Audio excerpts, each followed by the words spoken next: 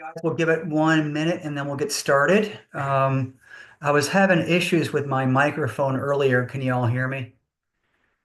Okay, thanks, Lorraine. Lorraine, I saw you got credit for your CE. Yeah, good. Yeah, they were right on it, just like you said. Okay, Thank you. good. Good. Yep. Awesome.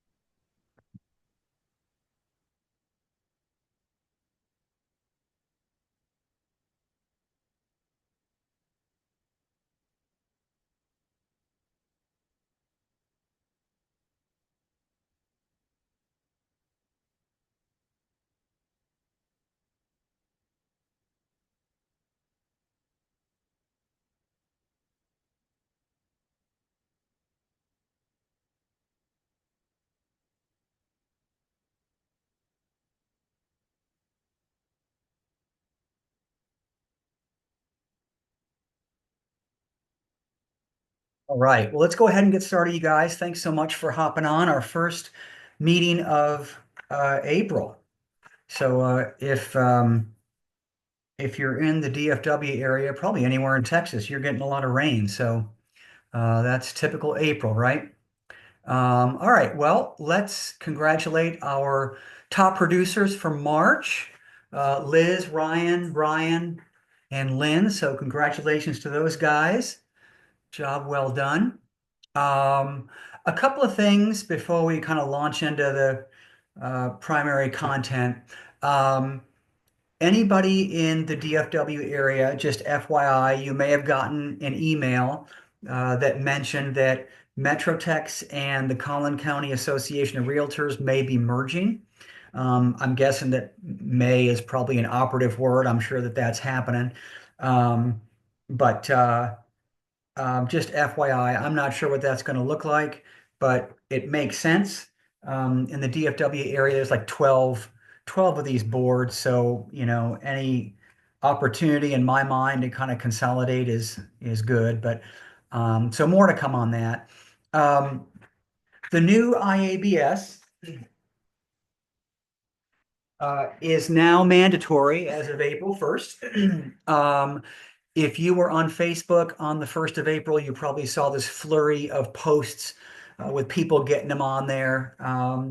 And just as a reminder, I sent out an email a couple of weeks ago mentioning that if you wanted yours updated, I sent out the new version with all but one line filled in, and that was for you guys to fill in.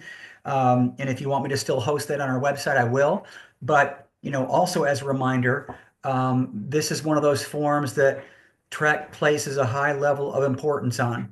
And then secondarily, it is a big deal if we're using forms that are out of date. So please make sure that you have the right one in there. If you have templates in zip forms and the IABS is part of that template, it's going to auto update, but it's going to have a date of this year sometime. So just make sure you have the right one. Um, and then Amy from Allegiance Title sent out an email last week with some pretty cool buyer collateral. And let me just kind of show you what that is.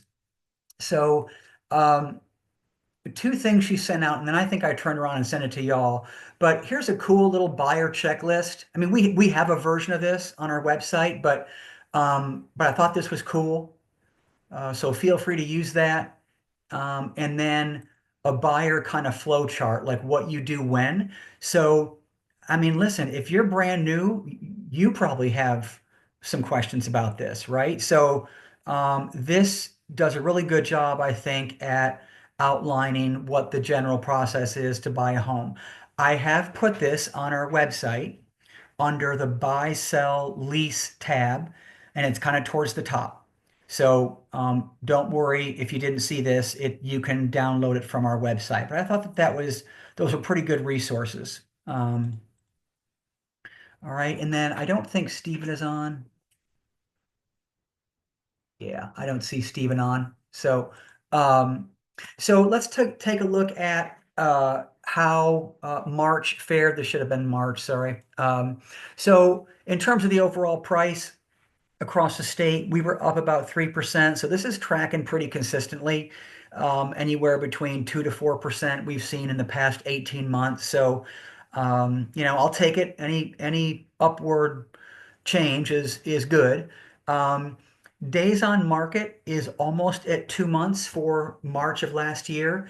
That's up 23%. So what that means is homes are sitting a little bit longer. So just to refresh your memory, if a home sits on the market for 58 days on an average, that means from the day it was turned into the MLS and went live to it changed status, typically from active to active option. So when that trigger happens, the days on market stop.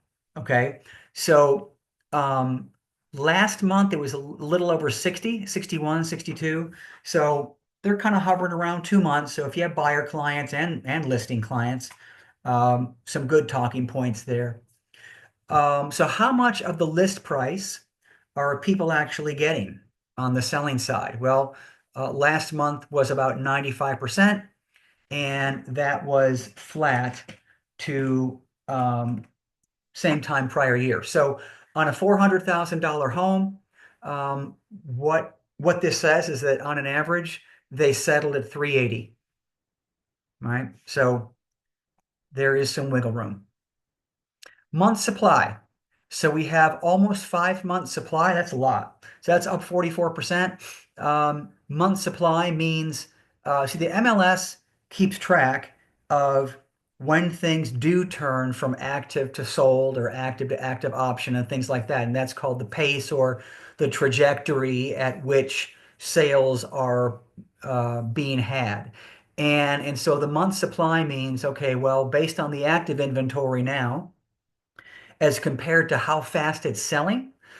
If no other homes came on the market, the current inventory would last us 4.6 months. So, um, old school benchmark is that a 6 month supply is a truly balanced market.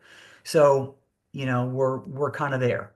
Um, and then in terms of how many closings March actually had, we were down about 8% to same time prior year. And our office, we had a weirdly busy March last year. Can't really explain it, but we did 38 closings last year. We did 22 this year. Um, March last year for us was a bit of a fluke. No other, I mean, not even June or September were even close to what we did in March last year. So I kind of consider last year an outlier. We've been tracking between 20 to 25 a month. So, I'd still say we're in the ballpark. So I try and show that stat to kind of compare us versus the rest of the market. In terms of interest rates, they've come down a little bit. So a 30-year fixed is just a little over 6.5%. 15-year is call it 5.9. And that's not to say that if your buyers brought money to buy down the rate, they couldn't get that a little bit lower. So a couple of things that I wanted to mention to everybody that's in the news. Um, Clear cooperation. What is the clear cooperation policy? And it's so that is a policy put out by the National Association of Realtors that says that there are pretty much no more pocket listings. You can't sign a listing agreement and not make it available on the MLS if the client says so. So there is a box to check that says, I don't want this on the MLS. So why would a seller ever do that? Well, it might be an instance where they're hiring you to fill out the paperwork, but they know darn well they're going to sell it to their neighbors. They don't want to publicize it, or they don't want showings, and they know who they're going to sell it to. And so this has been a huge um, issue as of late because in the wake of the NAR lawsuit, everyone's looking at choice. You know, what am I being mandated to do?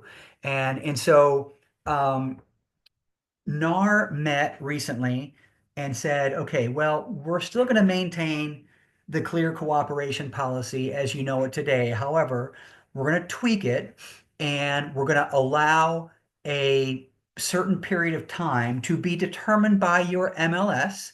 See, so remember, before, NAR was the only one making these rules.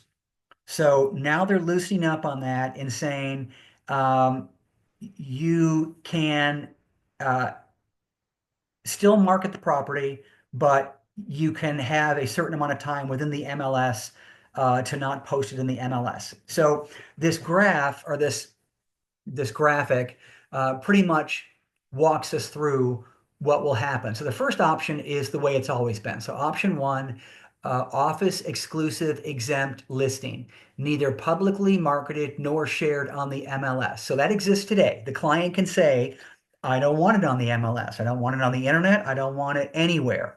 However, the trigger right here is that the minute that you market it, so what does that mean? You put a for sale sign in the yard, you post it on Facebook, you do anything beyond talking to your next door realtor, colleague, uh, and informing them that the home is for sale. Right. So once you start marketing it, you have one business day to get it in the MLS. Right. And you see this kind of vertical line, listing becomes publicly available. Okay. Then their new option is delayed marketing exempt listing. So it's going to be immediately available to only MLS participants and subscribers, only marketed by the listing firm during the delayed period. Okay. So that means that um, if you're in the MLS, it'll be there, but it's really primarily only listed by the brokerage that has the listing. All right. So, but again, the minute one of those triggers is pulled, it becomes active and syndicated everywhere. So I don't know what that means for if it's only in the MLS and not across the internet. I don't know what the details are just yet. But believe me, when I know, I'll let you know. All right. So in case you're hearing about this subject in the news, that's kind of what that's about. All right. So another article I found right off of Trek's website regarding drones. So whether you have a buyer or a seller, primarily a buyer, the question is, can I use a drone to inspect the roof instead of climbing up there? Now, this comes from the section on Trek for inspectors, but it is completely relevant to what we do because sometimes the inspectors go up there, sometimes they don't for various reasons. And so it says many inspectors have gotten into the habit of using a drone to inspect the roof in place of getting up there and walking on it. All right. This could be problematic if they are not properly following the departure provisions. So Trek Rule 535-228 states that an inspector is not required to inspect the roof from the roof level if, in the inspector's reasonable judgment, the inspector can't safely get up there, or significant damage to the roof covering materials may result from walking on the roof. Okay, so frequently inspectors don't document the basis for their departure on the inspection report, or maybe the basis for departure is not reasonable. In other words, there is nothing particularly hazardous about the roof. So apparently in the inspector world is that the only time you cannot get up on the roof and physically inspect it um, is if it's not safe to do so. So let's think about that. The pitch and slope of the roof is too steep. Um, or you're talking about getting up there 3 stories high and person don't want to do that, or it's iced over, whatever, safety reasons, right? Or the roof is in such disrepair that there's going to be an accident. Okay, so apparently, aside from that, you can't use a drone solely to inspect the roof. You can use it as a supplement, but be mindful of that if you're hiring an inspector that is just using a drone to do that. All right. Did you know that Texas Realtors offers Spanish and Vietnamese translations of more than 2 dozen forms? Several of those forms were recently revised, and Texas Realtors updated the translations to reflect the changes. So these are all of the forms that are um, in another language. Okay. So that has been the case for some time, but they've updated and revised some of these. So I just wanted, as a general reminder, let you guys know that if you have bilingual clients that require a translation, there are forms in there. Okay. Um, it's been a while since I've played one of Allegiance Title's Tip of the Week, but man, they have a good one this week. So, how many times, and man, I get these calls a lot. How many times have you had a listing and it just seems to kind of be sitting there and you'll get a random email that has an offer, not from a realtor, but from a company, usually, that I don't know if I want to say it sounds too good to be true, but um, it's certainly one that would raise red flags. And usually they've gotten better at these where they say, okay, well, here are the terms of the offer. This is not this structure is not for everybody. Please pass it by your seller and let me know if they would be open to it. Well, what these are subject to deals, subject to the mortgage being paid off. Okay. And they're hard to understand. But whenever any of y'all ask me about it, I pretty much say what Blair is going to tell you, and that it is very risky for the seller. So basically, the only environment where this works is, where the seller is really distressed and they just want to get rid of it, which is what they're hoping for. They're hoping to send the same deal to 100 people, hoping to get one. So let's have a look at what Blair says about it. Now, Blair's a fast talker, so you gotta try and keep up. So let's see what she says about subject to. The real estate market is currently slower than it was during COVID, and this is prompting buyers and sellers to explore more creative ways to make money. Some of these creative transactions are insurable, while others are not. A common type of transaction that I was asked to do a tip on this week is a subject to transaction. In this arrangement, the title to the property is transferred to the buyer, but the seller's mortgage lien remains on the property. Unlike an assumption, the buyer does not assume responsibility for the mortgage payments, leaving the seller responsible until the mortgage is actually paid off. Often, buyers are proposing these transactions to sellers who are behind on their mortgage payments or are in pre-foreclosure and need to sell quickly. They choose subject to transactions over assumptions because buyers informally agree to bring the loan current and continue making payments without the legal obligation of a formal assumption. Typically, these buyers are real estate investors looking to leverage lower interest rates on existing mortgages rather than securing new loans at higher rates and incurring additional costs. These investors usually plan to flip the house quickly for a profit to pay off the existing mortgage. These may be insurable if buyer is truly moving out and relinquishing their ownership and all rights in the property. However, these subject-to transactions are highly risky. Both subject-to transactions and assumptions carry risk if parties do not obtain lender approval, such as the lender may call the loan due under the due on sale clause. This could force the buyer to pay off the home immediately or face foreclosure. But subject-to transactions add further risks, such as the seller's credit may suffer if the buyer fails to make payments, with no recourse against the buyer since the buyer has not formally agreed to assume payment of the debt. And if seller is not moving out or not fully relinquishing the rights to the property, or maybe there's a question as to the matter, the subject to transactions will likely not be insurable.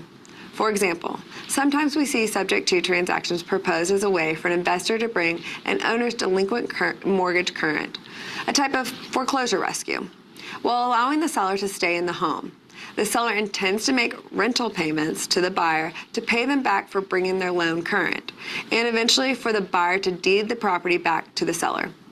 This is not insurable, because the whole transaction could be deemed a sham sale, where the seller never really relinquished their homestead rights, and where the sale was really a disguised illegal home equity loan. Regardless of any good intentions of the parties, Texas has strict laws with regards to the type of loans that may be taken out on homestead. So any attempts to avoid those rules could result in issues, such as a bankruptcy trustee attempting to void the sale, claiming it was intended to defraud creditors, and is a violation of the Texas Constitution's home equity loan laws and prohibitions on pretend sales. You as realtors must prioritize your client's best interest and help them make informed decisions. Sellers behind on their mortgage can often work with their lender to delay foreclosure while selling the home traditionally, ensuring that the mortgage is paid off at closing. And if they want to stay in the home, there may be other options available to work with the lender or government programs to avoid foreclosure, such as loan modifications. They should avoid predatory foreclosure prevention offers from investors that may result in a significant equity loss. Always consult with us if there are any unusual contract terms, as while these options are creative, they pose a substantial risk for all parties involved, and you may be able to direct them to a solution that allows you to earn a deal and save the owner their equity and their credit. See you at the closing table. Okay, so I was really grateful she did this. It just further underscores how complicated our business is, right? And I always say that, the 1 to 4 family and the third party financing are difficult enough to have to explain to buyers, especially if they're first time home buyers. So if you were to ever propose this to a seller, you got to be able to explain it. I personally, even have after hearing that video, still wouldn't probably have a great command on what a subject to deal means. So just to recap, um, they are by and large not going to be insurable from a title perspective. That's a big deal. Um, they also are a structure where the seller, who is already in distress, is transferring ownership slash title to this buyer, but not their loan. So the seller is still on the hook for the loan, but the buyer comes up and says, "Oh, that's okay, I'll pay your loan." Well, with an assumable mortgage, it's guaranteed they're going to pay the loan because they're assuming the mortgage. In this structure, they're not. They're just more or less, gentleman's handshake, "I'll pay the loan for you." Well, everything's going well until it's not, right? Um, and uh, yes, and that's it. So and so they kind of behave like a very predatory way of acquiring a piece of property. So if any of you have had a listing where you kind of get these strange emails out of left field and you don't know what to make of them, continue to let me know what those look like. If you don't understand them, chances are they're a subject to deal. And I mean, for all the reasons Blair outlined, just way too risky for the normal seller. All right, so our legal and ethics quandary today. I represent a buyer who is interested in several properties and wants me to find out what the owners paid to purchase these properties. Now remember, is Texas a state where the general public has access to what a home sold for? No, we are not. Okay. I represented one of the owners when he bought his property, but the sales price information is in the MLS. Well, of course it is. Can I tell my new client the price that my former client paid for the property? So it cites NAR Code of Ethics Practice 1-9 requires the realtors preserve confidential information provided by the clients in the course of the agency relationship after the termination of that relationship, and I'll go one step further, until you die, not until the client dies, until you die. So if the client told you something confidential, you take it to your grave. But it then says, but it seems clear that sales data provided to the MLS, which is, by the way, something only a realtor can access, upon the sale of the property would not be considered confidential or protected under this obligation. Publication of the sold data in the MLS would remove any possible confidentiality protection that might be given to that information under agency law. All right. Okay.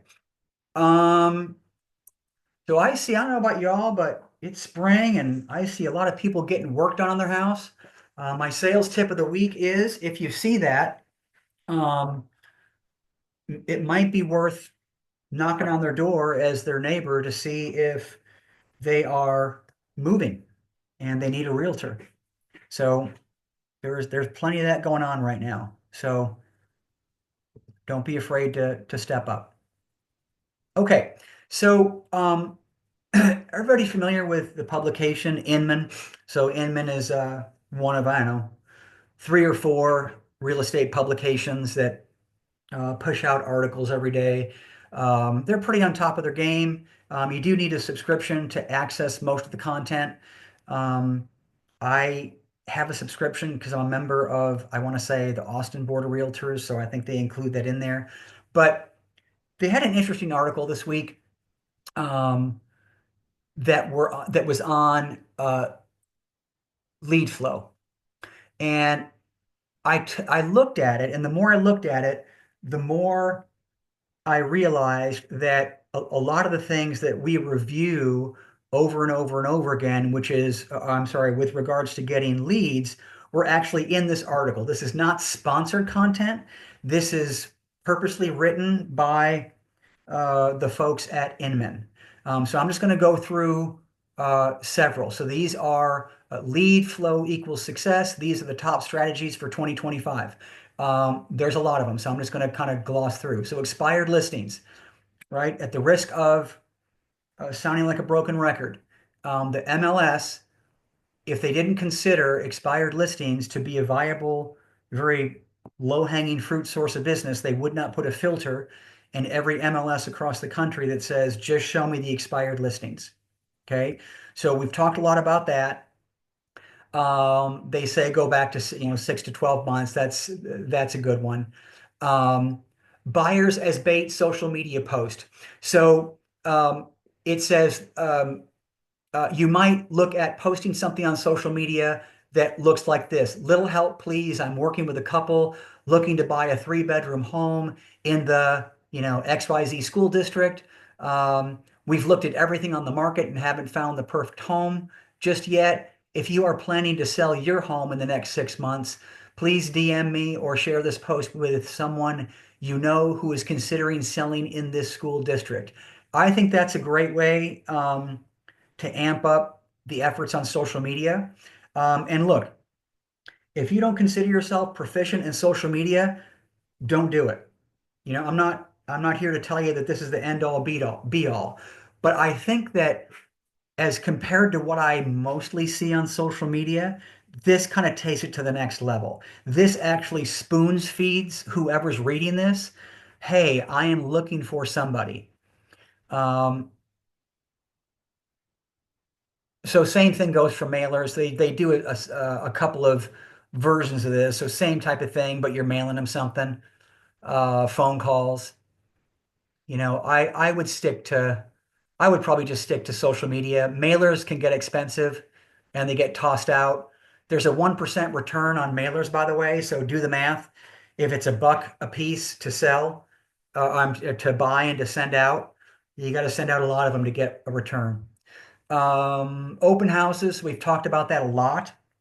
What you might be running into is if we don't have enough open houses for you to do, then that's going to force you to have to go out to other brokerages and ask to do their open houses. Well, what you might be running up against is a response like, well, we don't do those anymore, or we don't let other people do those for us anymore because of the uh, buyer representation agreement. All right, so the response there is Don't worry about that. I'll have a stack of them at the open house already pre-filled out, the short form. They just need to sign it and, we'll be on our way. All right. Now, some people will say, okay, well, that's not a big deal. And some people will say, no, I can't let you do that. Okay. Um, Create searchable social content. So, to paraphrase this point, this is my advice that I've given to you before about a YouTube channel. So Google owns YouTube or a Google My Business listing, um, anything that people are searching for. So as an example, if you do a YouTube channel on um, easy to fix things around the home, or hey, top 10 things you need to know about moving to Round Rock or to San Antonio or to Sugar Land, people are searching for that stuff. Okay. Um, you could do a deal of the week email or post. So this is just a highlight of a home. Here is some sample content. And I mean, we do have plenty of listings across the state where you could do this. You don't have to highlight somebody else's. Now, as a reminder, anytime you take someone else's listing outside the brokerage, you got to get written permission. All right. So whether that be an email, I mean, email's fine, but you just can't advertise it without them knowing. All right. Door knocking, don't believe in it. Searchable YouTube content, just mention that. Unsolicited video CMAs. So and it can be a video or it can be just leave it on the doorstep.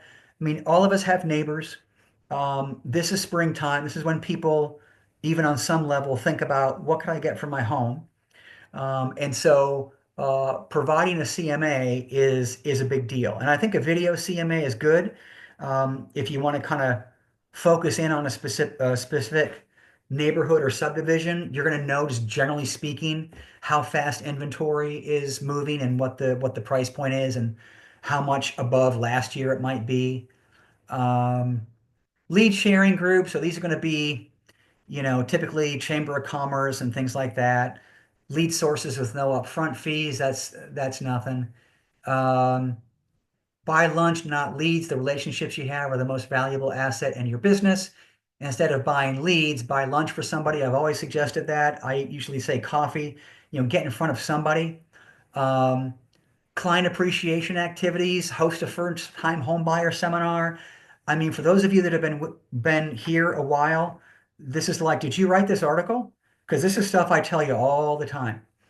Geographic farming. So this is picking a neighborhood and either, maybe having a neighborhood garage sale or doing some kind of sponsorship event or a mailer. Um, just sold postcards. I mean, they're okay. But what I liked that really made me take notice, who likes Zillow? Like none of y'all's hands should go up. Who hates Zillow? All of y'all should hate Zillow. Why? Is Texas a non-disclosure state? Do we tell people what homes sold for? No. Do people go to Zillow to search for homes and if they're listing a home, find out what their home is quote unquote worth? Absolutely they do. That's called a Zestimate. Uh, And so this one caught my eye. Much of the general public uses Zillow to search for real estate online. The Zestimate is often not in line with the true value of a home. Shocker. A strategy of capitalizing on this discrepancy was designed by Listing Leads and titled the ZMA letter. This is an example of the letter. So it basically states that, hey, Mr. or Mrs. Seller, um, Zillow has your home valued at this, but based on my comps, it's really valued at this. So we only had a good 18 months in there when Zillow was are probably pretty accurate because homes were going for at or above list price. But in that graphic that I first showed you, they're getting 95% of that price. So $400,000, the walkaway price is 380. That's a big gap, and people need to know about that. So because this has become wrongfully just such a mainstay of, what the customers feel is reliable information, it's not reliable.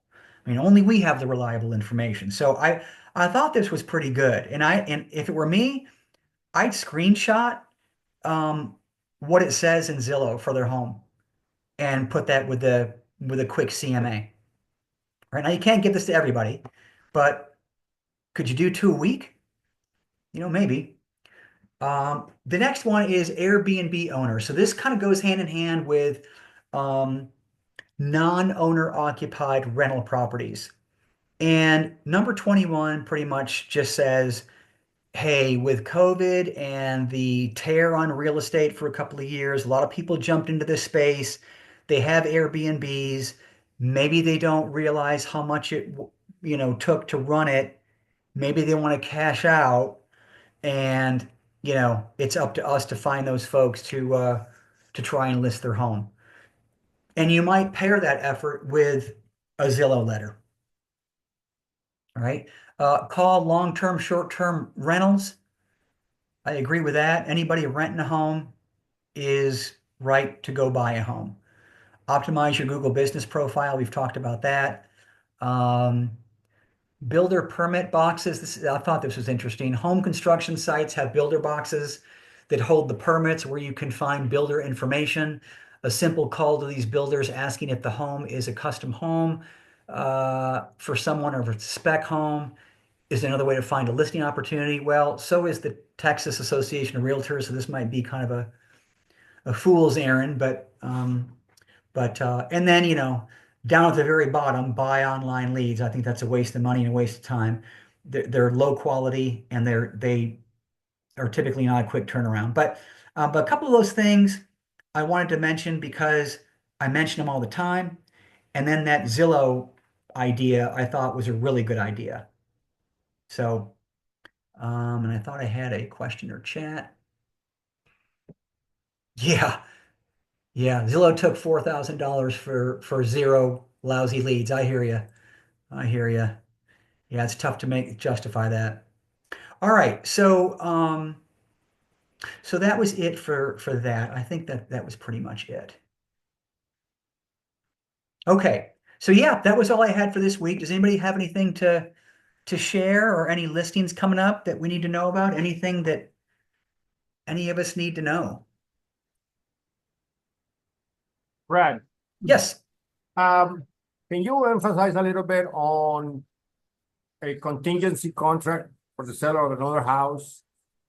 I'm getting an offer right now, and I have no idea why that seller wants 45 days for them to be able to buy the house to close. Sorry, on the third-party financing. I thought that was a hell of a lot of time for to get completely qualified. And per what he's saying, that the place where they have their house to sell, they sell in about 2 or 3 days in Norwich and Hills. So I really don't see where the gap for the 45 days that they're requesting. And also wanted to know if in case I have another buyer, I'm not too familiar with this process because I don't do it very often. Once I have another offer, how do I go about that? So do you represent the seller in this case? Yes. Okay. So the second question is the easier one. So the addendum for, I think it's called addendum for buyer's purchase of another property, is the one pager, and that's the contingency form that the buyer's agent should have sent to you. One of those lines has an option for the buyer to say the seller can continue to entertain offers, and if they get one that they like, they have to notify me as the buyer, and I have a certain amount of days to tell you I still want to move forward or I need to get out. So has the contract already been executed? No, we're actually countering the contract. But if in case they go ahead and accept the counter, then I want to know, I want to be more knowledgeable about it. Okay. And where's the 45 days coming in on the third party financing addendum? Uh, yes, and also on the closing date, they wanted July the 3rd, which is way Okay. out. That Well, didn't make any sense. yeah, I mean, unless you ask them, I'd just be guessing, but because you said that the home that they need to sell to purchase this one, you said that that's coming up. That's, Well, they haven't put it on the market. oh, well, that's why. And she's telling me for us to approve these, she's telling me that where she lives, it's actually not Richmond Hills, Colleyville. Okay. She says that the area where she's at, they sell the houses very fast. A house took 2 days to sell just recently. So, Yeah. Well, they if want, that's true, why are they needing so much days to close? That's my because it's not on the market yet. So anything can, so if we go by the statistic that I showed earlier, that it's taking almost 2 months to go from it's now active to it now has a contract on it, they want as much time as needed to sell that home that they need to sell to buy the one that you're listing. Um, if I were the seller, I wouldn't even entertain that offer because their home's not even on the market. So the worst possible position the buyer could be in is the one that they're in. Second would be it's on the market and I have a contract on it and we're supposed to close, but anything could happen. The more favorable is I haven't sold the home I need to sell to buy yours, but I have a contract and it's a cash offer and it's going to close next week. So the risk is really low. But your buyers are in the worst possible position for them. Uh, and they're hoping the seller meets all their needs. They want the seller to make it easy for them. The challenge is that you're going to take the home off the market and right. you're going to stop all the showings. Right. Well, no, because I'm gonna still have it on active contingent, but it's a lot of people don't look at that, That's exactly right. and so we're counting with 30 days right now. Yeah, I don't blame you. You know, Yeah, I think that's right, Victor. I doubt this is going to go through though, because if they don't have their home on the market, don't let them try and convince you otherwise. yeah, she's Yeah. a realtor. She's a realtor, and she is going to put her house on the market if we accept the offer. So I'm hoping that when we counter and we say 30 days, and she's gonna have to accept it and put the house on the market. If it's true what she's saying, and they sell so quick, she should not have a problem Right. if she puts it on the right price. There you go. There you go. If nothing goes wrong, right? So and something will, and they want to what you're describing is a situation where the buyer incurs no risk and the seller incurs all the risk. Eso de la liability. Yeah, that's not a win-win. No, no. So, Well, I guess my concern is in the event, okay, I put the house on we accept this, they accept this counter, and we start moving forward. They have 30 days to close.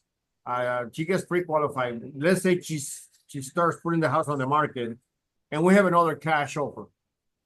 That's where my concern would be, how to go about, okay, I got a cash offer. How many days do I have to give her notice so that they can take the contingency out?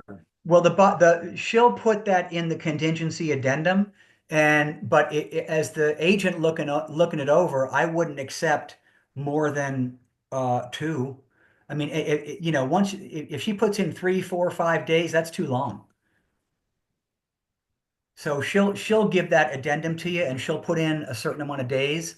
So but it's negotiable, right? So if it's 3 or more, I would say no, we'll give you 2 days to think about it, but that's it. Yeah, she put 2 days. Okay, that's reasonable. Okay. All right, good stuff. Anybody else?